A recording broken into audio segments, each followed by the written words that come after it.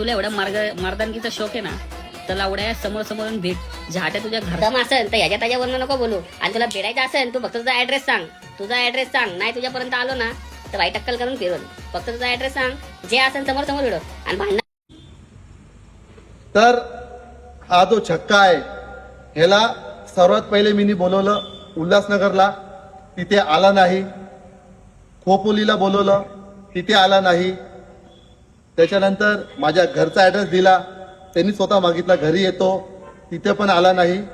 आता मी त्याला चॅलेंज केलं, एक दिवस पहिले सांगितलं की मी उद्या दुपारी 12 वाजता लोणावळा या ठिकाणी येतोय, तिथेही आला नाही. म्हणजे हा छक्का फक्त व्हिडिओ बनवू शकतो, समोर समोर येऊन भिडू शकत नाही. याची लायकी हीच आहे. आणि मी याला छक्का म्हणायचं कारण हेच आहे. एक अजून पॉइंट आहे की ह्याला छक्का मी का बोलतो. ह्याचे 3 लग्न झाले, पण ह्यांनी एका पण बाईला गरोदर केलं नाही.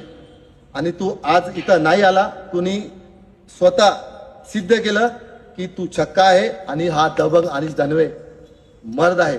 तर तुझ्यासाठी मी, तू तर भेटला नाही, तर तुला समोर समोर देणार होतो, पण तुझ्यासाठी मी एक खूप सुंदर असं गिफ्ट आणलंय. हे तुझ्या लायकीचं आहे. हे बघ, हे बांगड्या तुझ्यासाठी, बांगड्या. ही चड्डी घाल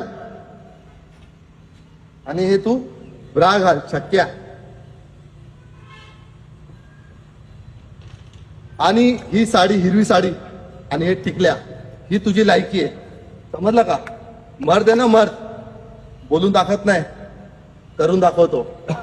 आणि ह्याला जे जे सपोर्ट करतात ना, जे लोकांनी पण सपोर्ट केलेत, त्याच्या व्हिडिओमध्ये जाऊन कमेंट केलेत, फायर MH12, जय भीमा कोरेगाव, सगळं लक्षात आहे. कुणी हसलंय तर भडव्यांनो, त्याची आयडी एकदा बघा. तो पोरीना किती घाण घाण बोलतो. आणि माझी आयडी बघा, मी पोरीना सपोर्ट करतो. त्याच्यामध्ये आणि माझ्यामध्ये हा फरक आहे. आणि इथं विषय आता संपला आहे. तो त्याच्या व्हिडिओमध्ये किती पण आई घालो, तो व्हिडिओमध्ये आई घालत राहणार, त्याचा माझा काही संबंध नाही. जय भीम, जय संविधान.